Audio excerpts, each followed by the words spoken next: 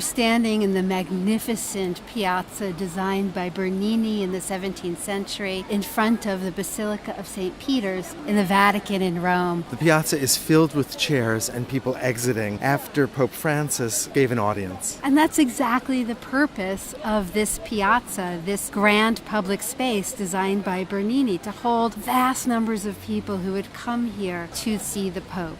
This site on Vatican Hill, across the Tiber from central Rome, had held the ancient Roman circus of the Emperor Nero, and it was here that St. Peter was buried. And around his grave was built the great early church, the first St. Peter's, built by Emperor Constantine. The church we refer to as the Old St. Peter's, and this is a church that dates to the time of the High Renaissance, to the early 1500s, to the patronage of Pope Julius II, who's also responsible for other amazing things here, like commissioning Michelangelo to paint the ceiling of the Sistine Chapel, or commissioning Raphael to paint frescoes in the stanze here in the Papal Palace. But Bernini's piazza dates to more than 100 years later. And a lot had taken place during that 100 years. Most significantly, Martin Luther sparks the Protestant Reformation, and the Catholic Church responds with what is known as the Counter-Reformation. This piazza is central to understanding Counter-Reformation architecture. The church recognized that art could be used to inspire the faithful.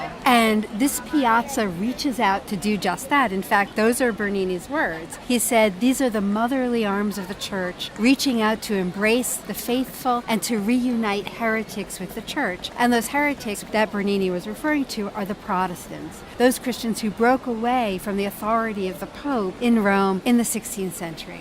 And 500 years later, these double colonnades are still embracing the faithful, as we saw earlier today. The geometry of this space is clearly no longer the idealized geometry of the High Renaissance. This is not squares and circles. We're now seeing ovals or ellipses and trapezoids. This is a more dynamic and more complex geometry. Well, think about it. Here we have, as we look across the piazza, the High Renaissance church is designed by Bramante and then redesigned by Michelangelo and Raphael, but that's a church that stands alone. What Bernini did was activate the church so that it no longer was static, but something that moved out into the space in front of the church, moved out into the space of the viewer, and reached out to embrace us. In fact, the piazza reaches out into the city. It creates a transitional space between the secular space of the city and the spiritual space of the basilica. So what we have essentially are two, in a way, arms or wings that reach out from the church itself, and those open up into this vast oval space at the center of which is an ancient obelisk from Egypt and two gorgeous fountains sparkling with water on either side. This creates a longitudinal axis that perfectly incorporates this existing architecture. And this oval is comprised of a colonnade that is 4 rows of columns